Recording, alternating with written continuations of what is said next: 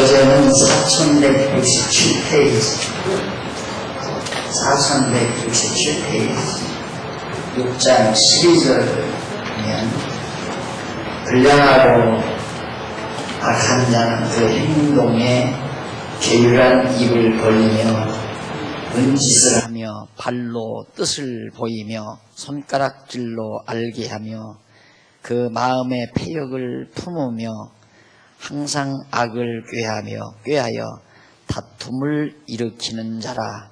14절까지 봉독했습니다. 우리 5장부터 잠언 5장부터 6장 19절까지가 지혜를 지킬 수 있는 방법에 대한 교훈입니다. 그래서 지혜를 지키라는 훈계가 7장까지 나오는데 5장, 6장, 7장 4153페이지 상단 보면 나오죠. 가로 없는 2번 지혜를 지키라는 훈계를 5장부터 7장까지 하는데 그 가운데서 5장부터 6장 19절까지 6장 전반부죠. 5장부터 6장 19절까지는 그러면 지혜를 지키라고 훈계를 하는데 그럼 지혜를 지킬 수 있는 방법은 무엇인가를 가르쳐줘요. 어떻게 하면 지혜를 지킬 수 있나? 저 사람 지혜가 흐려졌어. 그리고 안 그러면 저 사람 지혜가 없어. 이런 말 많이 하죠. 그런데 늘 지혜롭게 사는 법은 지혜를 지키는 방법이거든요. 그럼 지혜를 어떻게 지킬 수 있나? 그거에 대해서 5장 1절부터 6장 19절까지 내용인데 5장 1절에 이미 공부한 내용입니다. 음료 유혹 버려라. 음료의 유혹에 빠지지 말라. 그러면 지혜를 지킨다 그 말이거든요. 그런데 그 음료란 히브리 말로 쭈루라고 그랬죠. 56페이지 밑에서부터 5째 줄 중간에 보면 히브리어 쭈루란 말이 나옵니다. 이는 곁길로 들다.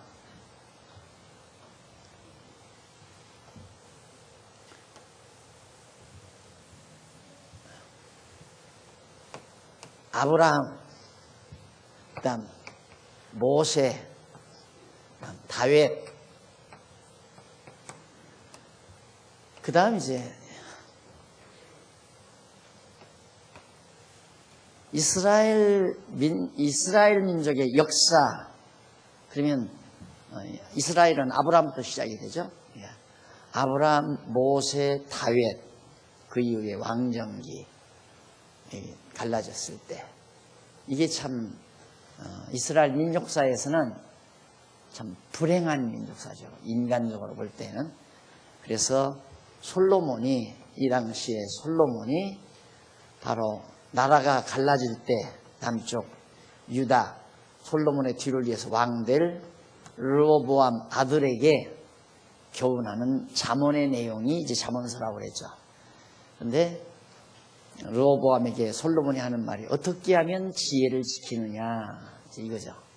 지혜를 지킨다는 말은 지혜는 여호와를 경외하는 것이 지혜의 근본이라고 그랬습니다. 그 말은 뭐냐면 어떻게 하면 여호와 경외하기를 버리지 않고 늘 여호와 경외하면서 사느냐 하는 말과 맥을 같이 해요. 그러니까 여호와를 경외하고 여호와의 보호함 속에서 살아간다는 말은 바로 다윗 왕가를 이어 이 길로 살아가는 일이죠. 그러니까 이 길로 살아가는 이 길이 하나님 여호와를 경외하면서 정해놓으신 여호와께서 정해놓으신 이 선한 길로 살아가는 것이 지혜를 지키는 일이다. 그러면 지혜를 지키려면 어떻게 하냐? 곁길로 가지 말라. 곁길로 가지 말라. 그래서 주르란 말은 음녀란 말로도 번역이 가능하지만 곁길로 들다 아니면 이방인이라고 하는 뜻을 함축하고 있어요. 그러니까 여기서는 음녀라고 번역하는 것보다는 곁길로 들다. 곁길로 들어가는 자의 유혹을 피하는 것이 지혜를 지키는 일이다. 그러니까 번역만 바르게 해도 아주 쉽게 성경을 이해할 수 있잖아요. 이런 내용들이 숱하게 많습니다. 그러니까 이걸 이제 참 다 바로 잡을 수 있는, 내 당대에는 이게 어려울지 모르겠지만, 어제도 가만히 젊은 사람들을 그저께 대하면서 저 속에 누가 어학자, 이 성경신학에 정통하고 히브리어 헬라어를 아주 정석으로 전공하는 학생만, 그런 학자만 하나 나오면 성경 정말 비교적 완벽에 가깝게 새로 번역할 수 있지 않겠나, 이런 생각을 해봤어요. 젊은이들을 바라보면서. 근데 조금 늦었죠. 벌써 30대 이쪽 저쪽이니까. 네, 하나님께서 벌써 그런 사람 같으면 지금 10대 후반에 대학 갈 무렵에 벌써 이 말씀에 대한 애정을 갖게 하고, 또 이제 대학을 갈 때 가서 어학을 전공할 마음을 주시고, 그렇게 해서 그렇게 해 나가실 수 있겠죠. 안 그러면 이제 어학을 전공한 사람에게 하나님께서 뒤늦게라도 30대라도 이 성경신학을 깨닫고 성경을 보게 되면, 아, 내가 다시 정확하게 번역을 해야 되겠다. 왜 음료라고 번역해가지고 전혀 이 역사와는 관계없는 단순한 어떤 윤리적 교훈처럼 들리도록 성경이 번역이 됐나, 참 아쉬움이 많죠. 그냥 곁길로 들지 말라, 곁길로 드는 자에게 유혹당하지 아니하면 네가 이 길로, 여호와 경외하면서 사는 이 길로 살아갈 수가 있다. 지혜를 지킬 수 있다, 이 말이죠. 그래서 이제 음료를 멀리해라, 7절부터 14절은, 5장 7절부터 14절은 음료를 멀리해라, 그 말도 곁길로 곁길로 나아가는 자들과 거리를 멀리 두어라. 그들 따라가면 네가 지혜를 못 지킨다, 이 말이죠. 우리들이 늘 살아가면서 보통 그러죠. 결정의 순간, 내가 이럴까 저럴까, 이렇게 선택해서 결정의 순간들을 우리는 자주 맞으며 산다. 그런데 하나님께서 지혜를 주시면 죽어도 일로 안 따라가죠. 이 길로 가죠. 솔로몬은 너는 반드시 하나님께서 이 길로 가게 한다, 그걸 예언을 해요. 그러니 너는 지혜를 얻으라. 그러면서 네가 지혜를 잃어버리지 아니하는 방법은 곁길로 나가는, 즉 여로보암의 무리들의 유혹에 빠져들지 말아라. 야, 너도 우리 말 들으면 한 자리 줄게, 이렇게 할 수 있잖아요. 지금 백성이 12지파 중에서 10지파 반이 다 곁길로 나가는 거니까, 북이스라엘로. 그러니까 사람은 숫자 많은데 유혹이 강하거든요. 강한 힘 앞에 항상 우리의 마음이 뺏긴단 말입니다. 그래서 예수님이 넓은 길 가지 말고 좁은 길 가라라고까지도 하신 일이지만, 그렇게 엄청난 백성이 다 가니까 너 우리 말 잘 들으면 그래도 너 죽이지는 않고, 그래도 너도 한 자리 줄 거니까 우리 말 들어라 하고 결탁할 수 있잖아요. 그 유혹에 빠지지 말라는 말이에요. 자, 그러면서 이제 그걸 음료를 멀리하라고 하면서 비유해서 권하는 까닭을 가르쳐줍니다. 왜 내가 이렇게 비유로 너를 음료를 멀리하라고 이렇게 비유로 가르치는가? 그 까닭이 있다. 그 까닭은 물론 지혜를 잃어버리지 않기 위해서 하는 거죠. 근데 이제 그 음료가 이제 꼬이는 사람을 유혹하는 그런 내용을 비유로 들어서 설명하는 것이 바로 그 14절까지 나왔고요. 그 다음 이제 15절로부터 23절은 아내를 연모하고 음녀를 연모치 말라 하는 것도 지난번 바르게 여러분들에게 잡아드렸습니다. 그 아내라는 말, 이슈야라고 그랬죠.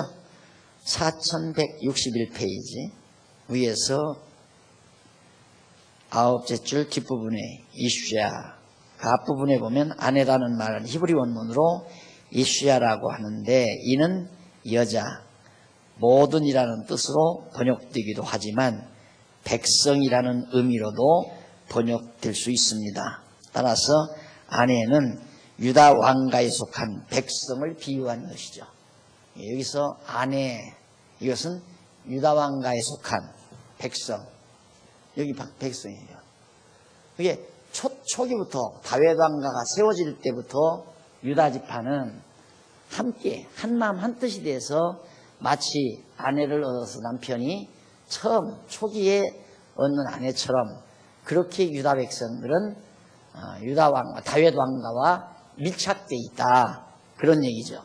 그런 백성을, 그런 아내를, 그 말이에요. 그런 백성을 너는 버리지 말라. 그리고 연모하라는 말, 연모하라는 말은 거의 중간 부분, 61페이지 중간 부분에 나오죠. 뒷부분에 보면 연모하라는 말은 샤가라고 그랬어요. 이는 사랑스러운 암사슴이나 아름다운 암노루. 그런데 사랑스러운 암사슴이나 아름다운 암노루는 죄송합니다. 샤가라고 하는데 이는 곁길로 빗나가다. 곁길로 빗나가다. 아까 쭈르란 말과 상당히 맥이 같죠. 그 다음 실수하다.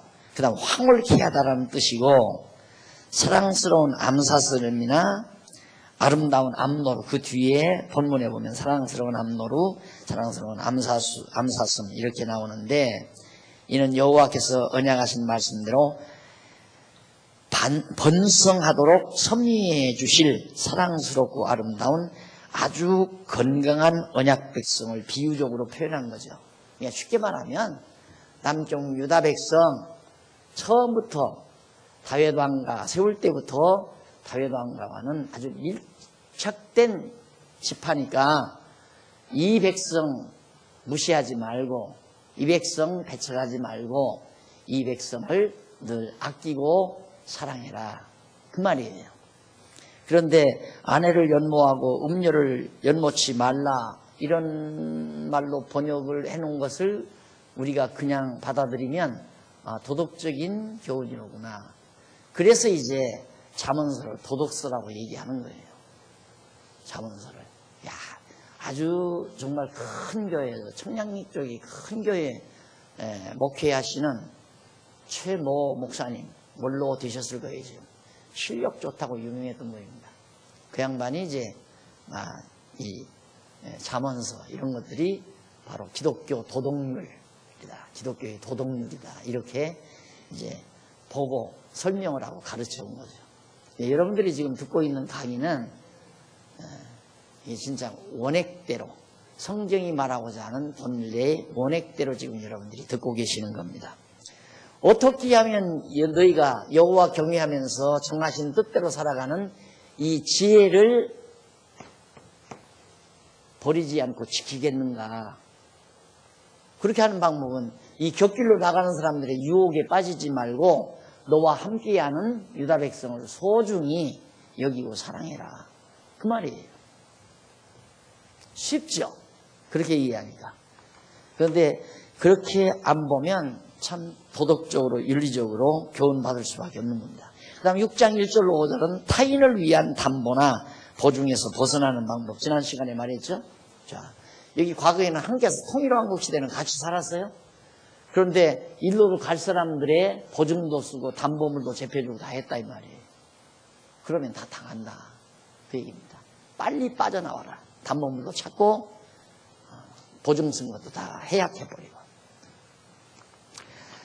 그 다음 이제 넘어가서 6장 6절로 11절까지는 게으른 자는 개미에 가서 지혜를 얻을 것을 가르칩니다. 게으른 자. 여기서 게으르다는 말을 지난번 제가 설명을 해드렸죠. 게으른 자는 다윗 왕가를 저버리고 이탈하여 반역을 일으킬 여로보암을 따르는 무리에게서 벗어나기를 서두르지 않는 자. 빨리 일로로 이탈하는 이 이탈자들 무리에게서 빨리 모든 걸 부지런히 빨리빨리 빠져나가야 되는데 그걸 서둘지 않고 그냥 가만히 있다가 다 당하는 사람들. 빨리 서두르라 이 말이에요. 근데 이것도 이제 게으르다, 부지런하다 이런 게 이제 하나의 생활교훈으로 받아들이기가 쉽죠. 성경에서는 다 원인이 있어서 다 하시는 말씀인데, 그 다음에 이제 오늘 여러분들이 이제 공부할 내용이 6장 12절로부터 19절입니다. 어떻게 하면 지혜를 지킬 수 있는가? 그 방법이 무엇인가? 불량한 자의 행동 결과와 미워하시는 것들을 가르쳐 줍니다. 불량한 자의 행동이 어떻게 되는가? 불량한 자, 두말할 것 없이 나라를 갈라가지고 반동을 일으키는 사람들이죠. 반동을. 다윗 왕가의 반동을. 그 행동에 괴율한 입을 벌리며 눈짓을 하며 발로 뜻을 보이며 살살 유혹한다 이 말이야. 딱 우리 따라 나가자고 해갖고. 여기 이 르호보암 왕 여기 형편없다. 여기 밑에 있어봤댔자 세금만 많이 내고 우리 다 늑탈해 먹고 늑탈당하고 그러니까 우리 따라가자. 손가락질로 알게 하며 암호를 보낸다는 얘기죠. 그 마음에 패역을 품으며 항상 악을 꾀하여 어떻게 하면 많은 사람을 다윗 왕가에서 빼돌릴까 이런 거 꾀하고 다툼을 일으키는 자라 분쟁을 일으킨다. 서로 남북 왕 백성 사이에 언제나 자기들 따로 뭔가 그룹을 지려니까 다툴 수밖에 없죠. 싸움을 일으킬 수밖에 없죠. 그게 어리석은 거다 하는 얘기입니다. 그러면 지혜를 잃어버린다. 지혜를 지킬 수가 없다. 그러므로 15절 그 재앙이 갑자기 임한즉 도움을 얻지 못하고 당장에 패망하리라. 이렇게 갈라나가면 결국 재앙이 인해서 망한다. 그래서 여로보암 왕가가 망했잖아요. 그 다음 이제 아합 왕가도 망하고 바사 왕가인가요? 망가도 중간중간 계속 망해요. 그래서 3, 4대 만에 망하다가 급기야는 이제 아시리아에게 완전히 망해버리죠. 북이스라엘이. 그러면서 이제 패망하리라. 16절 여호와의 미워하시는 것이 곧 그 마음에 싫어하시는 것이 6, 7가지니 연일곱가지 된다 이 말입니다. 6, 7가지니 첫째가 뭐냐? 교만한 눈과 거짓된 혀와 무지한 자의 피 흘리는 손과 악한 계교를 꾀하는 마음과 빨리 악으로 달려가는 발과 거짓을 말하는 망령된 증인과 및 형제 사이를 이간하는 자리라. 이들을 말합니다. 이들에게는 아주 악한 것이 한 6가지, 7가지가 된다. 결론은 뭐냐면 같은 형제 아니에요. 이게 다 같은 야곱의 후손들이니까 다 같은 형제인데 이걸 이간질 시켜가지고 나라를 두 쪽으로 갈라놓는다. 제일 이 분당작용하는 것이 인간 아주 형편없는 인간이죠. 분당작용을 하는 게. 그것도 정말 정말 내가 속한 집단 자체가 영엉망이고 정말 불의가 가득하고 그러면 이제 하나의 그것이 정당화될는지 모르겠지만은 보십시오. 하나님께서는 다윗 왕가가 이때 와서 솔로몬이 엄청 부패해요. 부패하고 또 자기가 영화를 누리려니까 세금을 백성들이 엄청 많이 걷고 그러나 하나님은 이 백성들을 이쪽이 하나님이 정하신 뜻이고 그 길이 하나님이 이미 걸어가도록 인도하시는 길이란 말입니다. 이 방향이 다윗 왕가가 지속되는 방향이. 그런데 여기서는 인간적으로 접근하는 거죠. 야, 저 솔로몬이 악하다. 절로로 가면 우리 고생한다. 세금 많이 뺏겨가지고 엄청 고생한다. 그러면 사람들은 자기에게 불리하다고 생각하니까 거기서 자기에게 유익을 추구하기 위해서 자기 좋은 대로 행동하는 거예요. 거기서 분립작용이 일어난다 이 말이죠. 사사시대도 보면 사사가 없으면, 지도자 사사가 있어서 하나님 경외하기를 가르칠 때에는 백성들이 잘 하나님 경외하며 살아요. 그런데 사사가 일단 죽어버리면 그 다음엔 백성들이 각각 자기들 소견에 오르는 대로 살아가요. 그러니까 어떤 집단에서 분당이 일어나죠. 어떤 집단에서 한 분당이 일어난다. 그럼 예를 들어서 지금 정치적으로도 보면 지금 한 나라 정책을 반대하는 야당 세력들이 있습니다. 선언 얻을게 야당 정치 강연하는 건 아니에요. 예를 드는 거지. 야당 세력들이 있는데 한 나라를 공격하는 데는 다 하나가 돼요. 그러나 일단 공격이 멎어지면 다 각자 세파 네파가 다 따로따로 자기 각자 목적이 있어서 한 나라 반대하는 거예요. 그러니까 어느 이 집단을 일으켜서 기존의 세력을 무너뜨리려고 할 때에는 다 각각 사적인 이권이 있어요. 나는 저 사람 원수같고 저기에 속한 사람들이 미워서 나는 반대한다. 어떤 사람은 야, 저 사람이 과거에 날 괴롭혔으니까 저 사람을 나는 미워한다.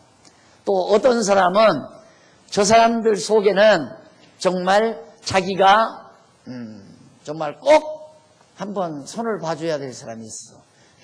사람마다 반대하는 사람마다 목적이 다 다르다 이 말이죠. 근데 목적은 다 다른데 방법은 똑같아요. 방법은 뭐냐? 그 세력을 기존 세력을 반대하는 것. 꼭 그렇습니다. 그래서 이제 예를 들면 여로보암이 나갈 때 이 백성들이 어떻게 하면 자기를 다 따를 건가? 이 사람들이 지금 세금 때문에 많이 고민한다. 이거예요. 세금 때문에 많이 고민해. 나는 세금 감면해 준다. 그러니까 다 따라갔잖아요. 따라갔는데 사실 여로보암은 자기가 한번 세도 부려보기 위해서 따라간 거고, 그렇게 반대한 거거든요. 내가 한번 왕이 되고 싶어서. 왕이 됐는데 따라간 사람들인데 왕이 안 되고 싶겠어요? 그러니까 언제는 따라가서 충성한다고 했다가 나중에는 여로보암 왕가를 다 쳐서 멸하고 딴 놈 집안이 왕이 돼요. 그게 왜 너만 또 왕이 되느냐, 나도 왕이 되겠다 하고 또 이거 쳐서 무너뜨려 버리고 지가 왕이 돼요. 꼭 그래요. 내가 명동에서 한 4년 성경 강의를 할 때 젊은 대학생들이, 특히 신학생들이 한 100여 명 가까이 이렇게 매 목요일 날 말인가요? 그때마다 이렇게 모여서 공부를 했는데, 그러다 보니까 뭐가 자꾸 되잖아요. 그 처음에 다들 목사님 이래서 됩니까? 뭐 이름 하나 지어주세요. 그래서 그 즉석에서 그냥 말씀 공부하는 곳이니까 그냥 로고스 성도대학이라고 해라. 그래서 로고스 성도대학이 된 거예요. 즉석에서 뭐 하나 이름 지어달라고 해가지고.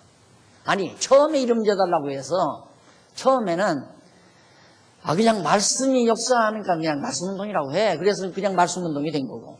그 다음에는 이제 우리 정식으로 공부를 제대로 합시다. 뭐 이름 하나 지어주세요. 그러면 로고스 성도대학이라고 해라. 그래, 로고스 성도대학이 된 거예요. 그러다 보니까 이게 막 확산이 되고 아주 점점 이게 퍼질 것 같고, 이 젊은 기질로 생각해 보니까 이거 가지고는 한국교회 한번 확 뒤집어 엎겠구나 싶은 패기가 나오고 막 힘이 솟고 그런 거예요, 이 친구들이. 그런데 문제는 근데 우리 대장으로는 박 목사 참 인품도 그렇고 그때만도 진짜 너무너무 힘드니까 빼짝 말라가지고 53kg 나갈 때 안에 이 볼때기는 들어갈 때로 그냥 꼭 들어가가지고 눈만 뻘구면 그냥 꼭 땅에 묻혀있는 것 같이 볼품이 없었죠. 지금도 물론 볼품이 없지만. 그러니까 이 친구들이 전부 저들은 그러니까 저 수장으로 세울 필요가 없다. 우리도 다 아는데 뭐 몇 개 들어보면 다 알 거거든요. 그러니까 한 번은 한 연합 놈들이 와가지고 그래도 거기서 주름 잡는 놈들이 특히 총신대 후배 놈들이 한 10여 명이 몰려와서 갑자기 딱 몰려오더만 내가 앉았으니까 일단은 와서 무릎을 다 꿇고 앉더라고요. 다 꿇고 앉아서 목사님 드릴 말씀이 있어서 왔습니다. 한 놈이 얘기해. 이거 뭐냐 그러니까 목사님 이제는 좀 이 손으로 물러 앉으셨으면 좋겠습니다. 피곤도 하실 거고 그러니까 우리가 맡아서 다 하실 테니까 말씀 운동은 우리한테 다 넘겨주십시오 그러더라고요. 그래서 내가 허허 웃으면서 아이 공부하는 사람들이 뭐 그런 생각을 다 해. 그러면서 내가 구체적으로 얘기를 해서 그러면 자 내가 넘겨달라면 넘겨갈 거는 뭐이냐 너희들이 하면 되지. 그런데 그래도 내가 꼴이 이렇지만 그래도 나이라도 내가 덜 먹었으니까 내가 대장을 하면 무난하지 않느냐. 그러나 너희들은 다 동년배인데 내가 그만둬버리면 너희들끼리 서로 대장한다고 이제 주먹치기 발치기 막 싸움 벌어질 거다. 누가 대장할래? 여기서 말해봐라. 누가 대장할래? 그러니까 아무 소리도 안 해요. 그 다음 말을 잘 안 해요. 이제 그렇게 딱 얘기하니까. 그래도 못났어도 내가 선배고 학교 선배고 이놈들아. 내가 그래도 나이도 위에고 내가 그냥 대장할게. 그냥 밥이나 먹고 가라. 그래서 환명해서 보냈어요. 그래가지고 괜찮더니만 그냥 2단 운운하니까 그냥 다 팔이 핑겨나가듯이 다 핑겨나가 버리고 한 놈이라고 했으면 쓰겠는데 다 지금 어른들이 되는데 놈은 아니죠. 한 사람도 안 남고 다 떠나버렸잖아요. 내가 왜 그런 얘기를 하냐니까 그런 걸 아는 것도 지혜죠. 그러니까 반대 세력은 항상 하나로 뭉쳐서 반대하는 게 아니에요. 여러 가지 조건들을 모아서 하나의 방법으로 하나로 뭉쳐지는 거예요. 그러나 목적은 다섯도 되고 셋도 되고 넷도 되고 그렇게 해서 일단 기존의 세력을 물리쳐버리면 그 다음에 저희들끼리 다 갈라져요. 제가 오늘날 왜 이 초라한 총회장이 된 줄 압니까? 그때 딱 주류와 비주류, 우리 합동식이 주류와 비주류가 갈라질 때 비주류에서 내세우는 게 뭐냐면 주류가 지금 부패했다. 부패했다. 그런데 정치적인 이면에는 그 뭐라 그래요? 경상남북도 세력을 호남하고 뭐 영남 이거 교계 안에도 그 당시 박정희 정권 하인데 이 교회도 똑같아요. 세상 정치나. 그래서 내가 이놈의 총회 정치에 아야 손을 안 대리라고 거들떠도 안 봤는데 어떻게 그냥 하나님이 정해놓은 일인지 거기를 거쳐오기는 했습니다만은 똑같아요. 그러니까 그때 당시 경상도 세력이 셌잖아요. 정치 지금도 세지만은. 근데 그 세력들이 호남 세력과 이북 세력을 이북에서 온 목사님들과 호남에서 활동하는 목사님들을 자꾸만 배제시키는 거예요. 왜? 커가니까. 그러다 보니까 뭐 총회 와서 별하별 비리가 다 일어나요. 근데 나는 듣기는 이제 그 이면은 모르고 비리 상태만 어떻게 총대를 통해서 총회를 안 하고 총대를 총무 마음대로 자기가 총대 만들어서 전부 앉혀놓고 총회를 치르느냐 이 말이에요. 각 노위에서 보낸 총대들을 앉혀놓고 총회를 해야지. 야 이건 완전히 불법이다. 여기에 내가 착각을 한 거예요. 야, 저 인간들 속에서 내가 선배로 모시고 내가 한평생 목사를 일할 수는 없다. 야, 들자! 아직도 그때는 40대 초반이니까 막 패기가 있어. 나도 학창시절을 데모하던 데모합장제인데. 그래서 나가자 하고 이제 비주운동을 했잖아요. 해서 나왔어요? 나왔는데 비주운동에 참가한 많은 정치꾼 목사들은 다 목적이 따로 있어요. 비주류해서 갈라가지고 나는 총회를 걷어잡겠다. 나는 신학교 하나 만들어서 신학교를 걷어잡겠다. 나는 뭘 어떻게 해야 되겠다. 다 각각 목적이 달라요. 그래서 딱 나와가지고 가장 세력 센 부분에서 총회장 나오고 신학교 딱 걷어잡으니까 또 갈라져요. 예, 너만 하냐? 나도 하겠다. 또 갈라요. 또 해요. 이게 너만 하냐? 나도 하겠다. 또 갈라져요. 그렇게 해서 막 4분 오열이 되고 그러면서 이제 갈라져서 숫자가 모자라니까 목사를 6개월 만에도 만들고 한 달 만에도 만들고 1년 만에도 만들고 누가 목사 같다고 하면 그래 등록금 갖고 와. 받아서 등록금 받고 1년 만에 졸업장 줘버리고 그냥 며칠 있다가 안수해버리고. 그렇게 해서 목사가 이렇게 그냥 막 부지기수야. 교육을 제 코스로 받으면서 가까질 거 가까지고 다듬어질 거 다듬어지고 교회 정치 질서도 배우고 이러면서 되는 게 아니라 갑자기 목사 되겠다고 해가지고 그냥 금방 해가지고 세우니까 한 번 노예 때 막 10명도 안수하고 5명도 안수하고 그 수많은 노예에서 안수를 막 목사를 막 무대 위로 갖다 씹어 우리 총회도 목사가 뭐 몇백 명이다 숫자하기 위해서 그 짓거리를 한국교회가 그동안 몇십 년 동안 해온 거예요. 그래서 내가 정말 뭐 후회는 뭐 그렇게 후회라고 하는 건 아니 뭐 크게 후회하는 건 아니지만 난 공연이 나왔다 하는 생각을 가끔 해요. 그냥 있던데 그냥 있을 건데 그럼 나 합동측 주류 지금 한국에서 최고로 큰 교단이에요. 근데 거기에 있었으면 통합 측에서 날 이단이라고 하지도 못했을 거고 또 뭐야 어디야 어디가 조그마한 교단에서도 거기서도 건방지게 날 건들지도 못했을 거고. 근데 문제는 비주류로 나오다 보니까 거기서 신학교에 가서 신학교 교수도 하고 뭐 돈도 벌어먹고 해야 되겠는데 이 학교에서 안 받아준단 말입니다. 내가 속한 노예 목사들을 대선배들도. 그러니까 신학교에 가서 강의를 못해요. 그런데 나는 뭐 갈라 나와가지고 뭐 대학원 한다고 뭐 목사님들 협력하는 의미에서 대학원 합시다 해서 대학원에 가서 이제 공부를 딱 2년 동안인가 3년인가 공부 2년인가 마쳤어요. 딱 마치니까 담당 교수가 그냥 나 졸업하자마자 목사님 나오셔서 우리 학생들 좀 가르쳐 주십시오. 나 같이 공부하는 목사님이 엄청 많아요. 또 내후에도 선배들 목사들가 많고 노예도. 그러니까 나는 뭣도 모르고 가르쳐 달라니까 뭐 가르치는 거야 뭐 학생들 가르치는 거야 간단하죠. 뭐 가서 짭 하다가 시간 되면 가서 그냥 가요. 빈몽구 털털 털고 그냥 이러고 가가지고 누가 성경책 하나 줘. 그럼 성경책 가져오면 이사야 펴봐. 우리 성경 몇 줄 읽고 이사야서 전체 쫙 설명하고 전문 몇 장 봐서 딱딱하니까 학생들의 인기가 대단하잖아요. 와, 대단한 양반 오셨다. 그러니까 그게 이제 밑보인 거예요. 선배들한테. 저놈이 새파란 놈이 어떻게 정치를 하기에 벌써 저렇게 총회신학 강사로 저게 발탁이 됐나. 저거 죽이자. 이렇게 미운 바람에 순복교에서 순복 측에서 온 전도사 하나가 나를 고발을 한 거예요. 여기 가셨나? 유니거 목사님, 유니거 집사님 저기 계시. 우리 유니거 집사님이 거기서 신앙생활 하다가 딱 말씀 듣고 보니까 이거 아니거든요. 우리 교회로 와버리셨어요. 그러니까 저 집사님을 뺏기고 나서 열받으니까 전도사가 가서 고발을 했단 말입니다. 아니, 노예다가. 이 전도사는 나를 고발할 수 있는 능력도 없어요. 노예다 어떻게 전도사가 목사를 고발합니까? 그런데 개떡 같은 떡덩어리 같은 노예다.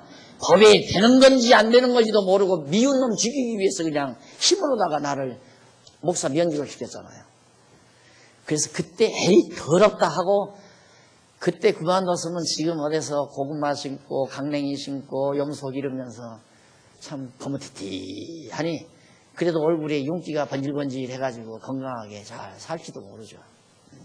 전원생활 하면서 그렇게 살라고 그랬죠. 근데 한번 전쟁해보자 하고 전쟁한 것이 7년 만에 승소를 해서 오늘이 있게 됐는데 보세요. 저 주류가 부패했다 하고 반대해서 나오더니만 전부 반대하는 것은 방법이고 목적은 딴 데 있었다 이 말이에요. 다 각각. 그러니까 다 흩어지죠. 지혜를 배우십시오. 우리 장한중앙교회라고 해서 그런 일이 없다고 생각할 수 없어요. 앞으로. 지금은 당장 그런 기미도 안 보이는 것 같네요. 내가 미련해서 그런지는 모르지만 아직 뭐 우리 장한중앙교회가 파당이 있어가지고 뭐 몇십 명이고 이렇게 군집져가지고 이거 방귀 들자 이런 운동이 벌어지는 것 같지는 않아요. 그걸 누가 보장합니까? 10년 후든 20년 후든 보장되죠. 그런 일이 있을 수 있죠. 인간 사회니까. 어리석은 겁니다. 어리석은 거. 나가서 다 각자 자기 딴짓해요. 자기 딴짓.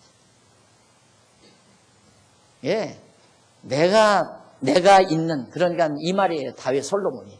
너 절대 이 세력이 아무리 강해도 따라가지 말고 여기 그냥 붙어 있으라 이 말이에요. 이 길 가라.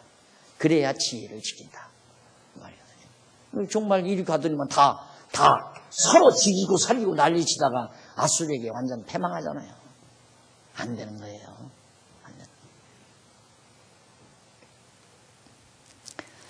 그 다음 이제 넘어가서 지혜를 지켜야 하는 이유가 뭐냐?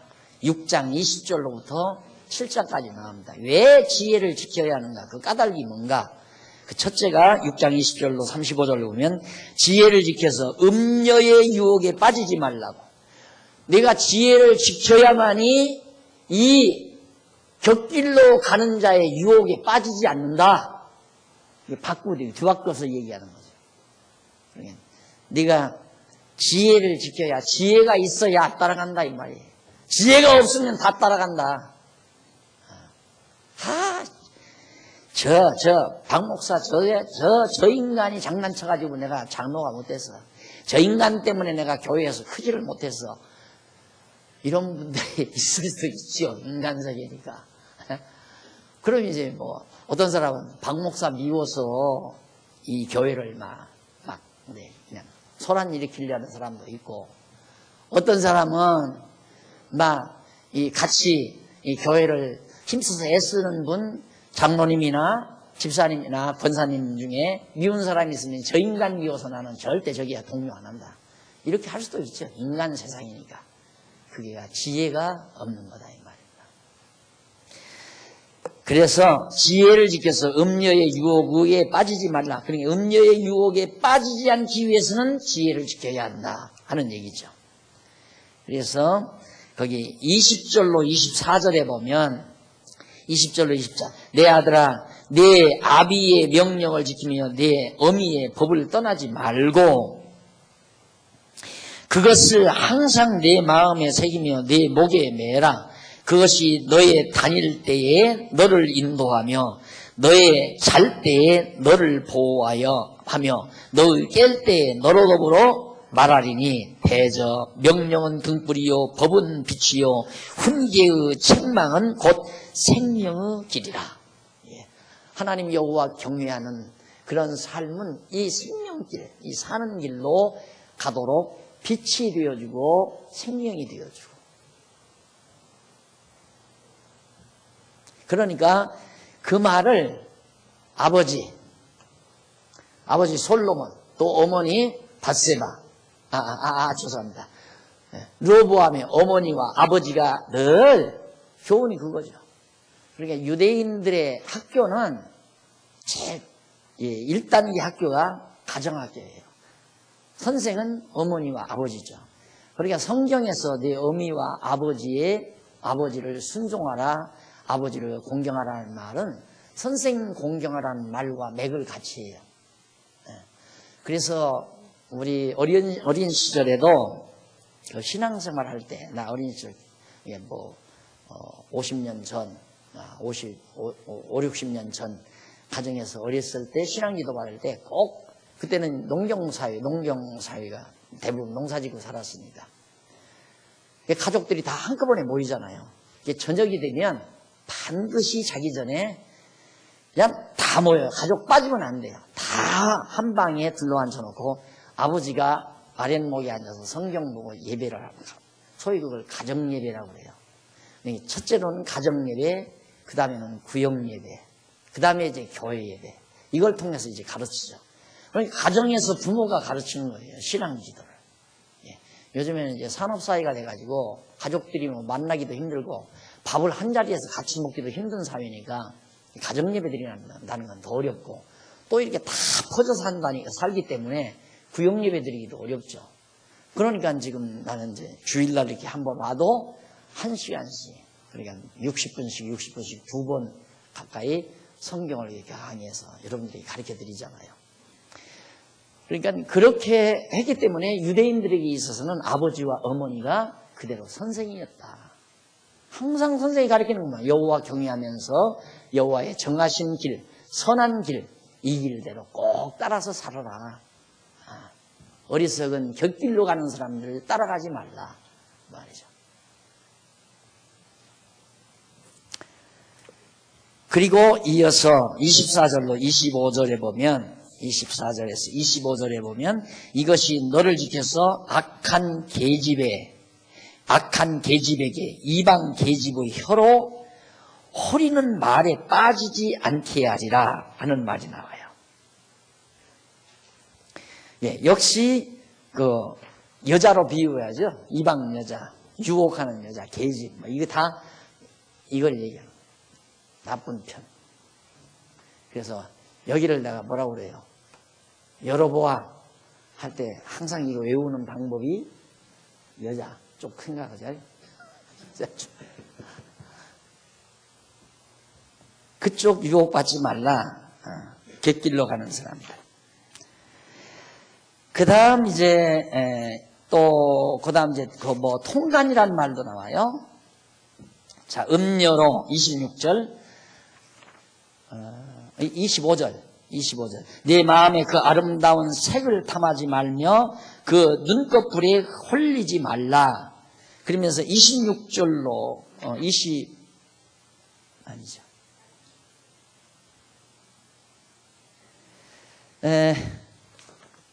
24절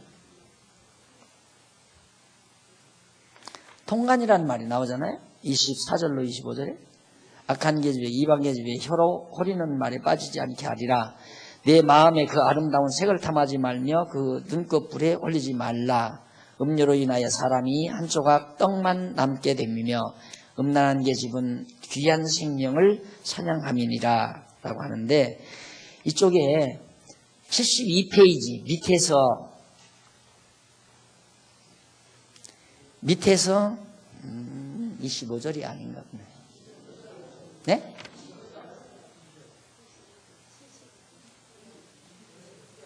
(29절) 네. 아, 죄송합니다.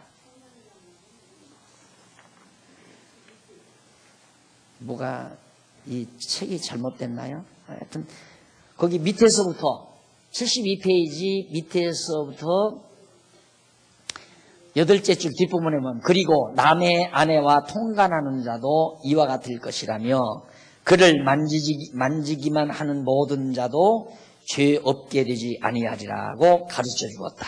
이제 한 비유를 든 거죠. 근데 여기 통간이라는 말은 히브리 원문으로 보라고 해요. 보. 이는 오다, 부르다, 데려오다 등의 뜻입니다. 그래서 솔로몬은 다윗 왕가를 저버리고 이탈한 여로보암을 데려오거나 끄는 자도 반드시 망한다는 뜻을 비유로 가르쳐 준 겁니다. 그러니까 이 사람들을 초대를 하거나 영접하거나 이 사람들을 받아들이거나 하면 결국 그 사람도 지혜를 지키지 못하고 결국 유혹을 당해버리고 만다. 아무것도 안 남는다 이 말이에요. 왜? 너무 달콤하니까. 이 사람들이 와서 야 힘들지? 세금 많이 내라 그러지? 힘들지? 우리는 세금도 안 내고 참 너무너무 좋다. 유혹당하잖아요. 인간은 자기 자신에게 불리한 것을 해소해 준다면 누구나 유혹당하죠. 그래서 그런데 넘어가지 않도록 해라 하는 얘기입니다. 그러면서 거기 빠졌네요. 하하하하. 24절로 25절 하고 바로 30절로 35절 들어가면 25절이 아니라 29절이라고 해야 되겠네요. 죄송합니다.